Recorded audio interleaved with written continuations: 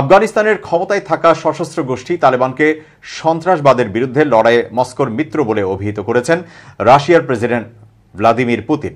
রাশিয়ায় এই গোষ্ঠীটি নিষিদ্ধ হলেও পুতিন বলেছেন সন্ত্রাস বিরোধী লড়াইয়ে মস্কোর অন্যতম মিত্র তালেবান, কারণ তারা আফগানিস্তান নিয়ন্ত্রণ করছে। কাজাখস্তানের রাজধানী আস্তানায় এক সম্মেলনে অংশ নিয়ে এমন মন্তব্য করেছেন রাশিয়ার প্রেসিডেন্ট।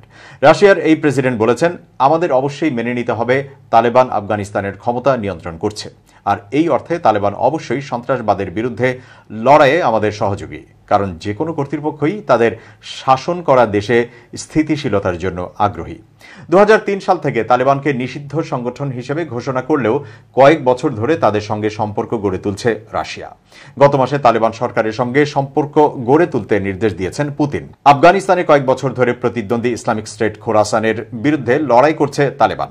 মার্চ মাসে আইএসকে যোদ্ধারা মস্কোর একটি কনসার্ট হলে হামলা চালিয়ে 140 জনের বেশি মানুষকে হত্যা করেছে, যা গত 2 দশকে রাশিয়ায় সবচেয়ে বড় প্রাণঘাতী হামলা। 2021 সালে তালেবান আফগানিস্তানের ক্ষমতায় আসার পর কঠোর ইসলামী আইন জারি করেছে। এতে কার্যত প্রকাশ্যে নারীদের চলাফেরা ও কাজ নিষিদ্ধ হয়ে গেছে। পুতিন বলেছেন, তালেবান কিছু মাত্রায় দায়িত্ব নিয়েছে, কিন্তু এখনও এমন কিছু সমস্যা রয়েছে যেগুলোতে দেশটির অভ্যন্তরে এবং আন্তর্জাতিক সম্প্রদায়ের পক্ষ থেকে ক্রমাগত মনোযোগ দেওয়া প্রয়োজন।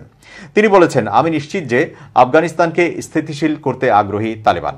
1980-এর দশকে সোভিয়েত আগ্রাসনের পর আফগানিস্তানের সঙ্গে রাশিয়ার সম্পর্ক জটিল হয়ে পড়েছিল, কিন্তু 2021 সালে যুক্তরাষ্ট্র সেনা প্রত্যাহারের পর আফগানিস্তানের সঙ্গে দেশটির সম্পর্কের উন্নয়ন হচ্ছে, কিন্তু তারা এখনও আফগানিস্তানে তালেবান সরকারকে আনুষ্ঠানিকভাবে স্বীকৃতি দেয়নি।